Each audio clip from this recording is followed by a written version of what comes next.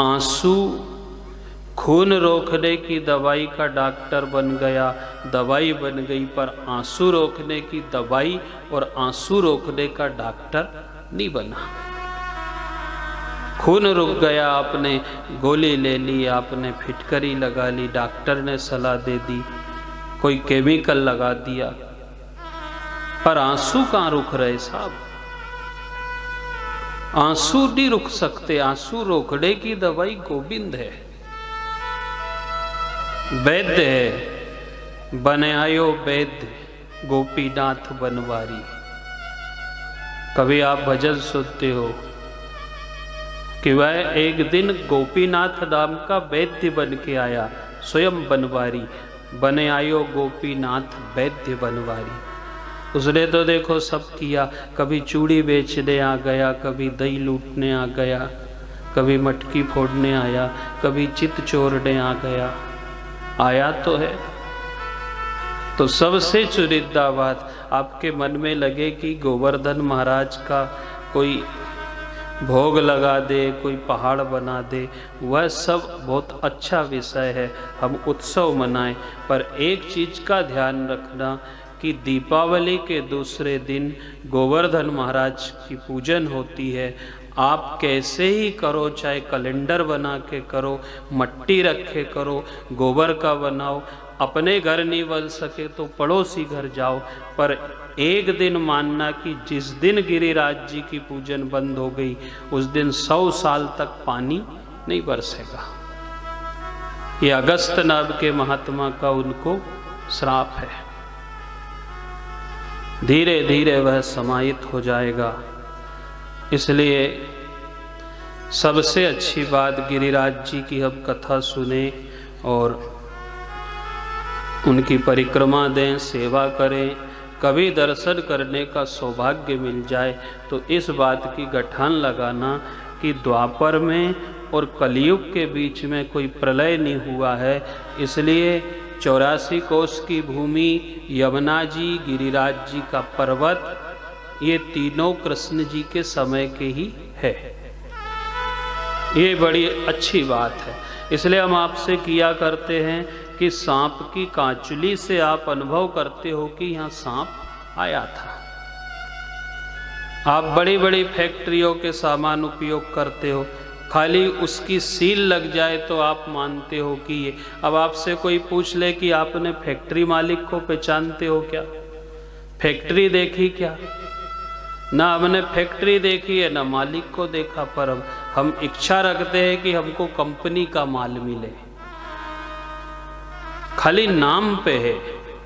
सांप भले नहीं देखा पर उसकी कांचली आ गई तो अंदाज लगाया कि वो यहाँ आया होगा। इसलिए हम गिरिराज जी महाराज का निवेदन किया करें और वहाँ सब लोगों पे हिम्मत बंधाई। कोई ने लकड़ी लगाई, कोई ने कंधा लगाया, कोई ने हथेली लगाई। ये मनुष्य जीवन का स्वभाव है। सबको उसने बहुत समझाया कि तुम विश्वास करो ये नहीं गिरेगा। गाय रंभाई, बरसात होने लगी, बिजलियां कड़कने लगी।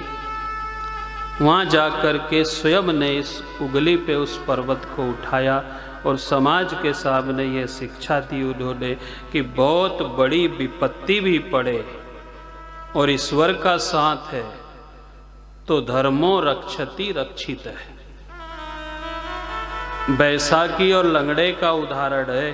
बैसाखी कहेगी कि तू यदि मुझे छोड़ देगा तो मैं तुझे गिरने से नहीं रोक सकती। कितना अच्छी बात कही उसने कि जैसा बैसाखी लंगड़े व्यक्ति को संभालती है, ऐसे ही धर्म का सिद्धांत है, धर्मो रक्षति रक्षित है। हम धर्म की रक्षा करेंगे तो धर्म हमारी रक्षा करेगा। और सबका धर्म है साहब, पिता का धर्म है, पुत्र का धर्म है, माँ का धर्म है, परिवार का धर्म है, पति का धर्म है, पत्नी का धर्म है। और जो लोग धर्म से भटक गए हैं वे सब दुखी है।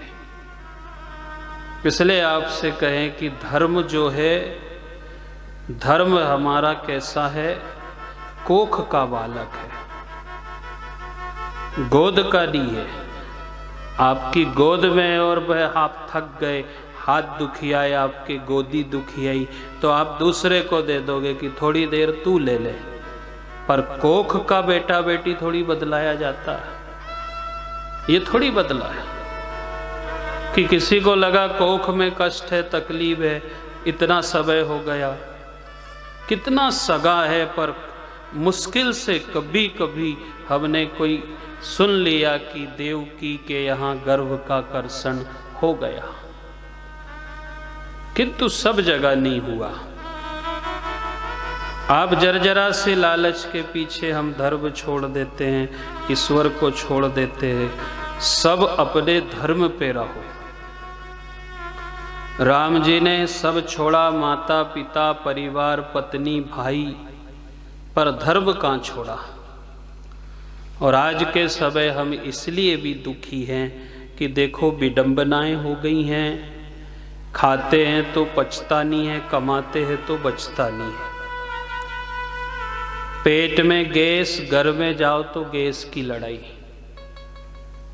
सब जगह लड़ाई है सब। पति इसलिए परेशान है कि पेट अच्छा नहीं है, पत्नी इसलिए परेशान है कि चूल्हा नहीं जलता।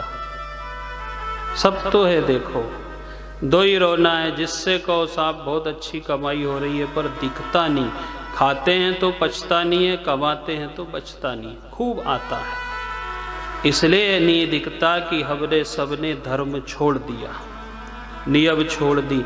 यदि बेटा बेटा के धर्म पे रहे, माँ माँ के धर्म पे रहे, पत्नी पत्नी के धर्म पे रहे, पति अपने धर्म पे रहे, तो कहाँ तकलीफ आए। पर युग ने ऐसा झंझोड़ दिया सबको। इसलिए कलिकाल से हम बचने के लिए गिरिराज महाराज की परिक्रमा करें और रोज बराबर जाएं।